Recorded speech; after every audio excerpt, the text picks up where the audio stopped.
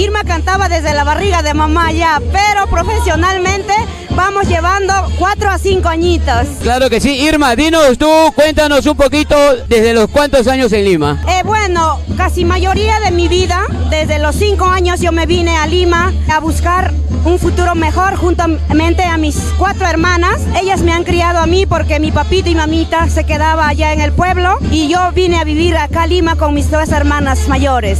¿Y qué tal aquí la experiencia en Lima? ¿Qué te pareció cuando llegaste a los 5 años aquí a Lima? Uy, no, alejarse de papá y a mamá cuando eres más chiquita es bien triste. Incluso yo me acuerdo que yo me escapé, a los 8 años creo me escapé con un señor que iba en el carro. Me conocían, ¿no? Conocían a papá y a mamá, quién era papá y mamá de Irma. Me llevaron a Ocopa, Lircay.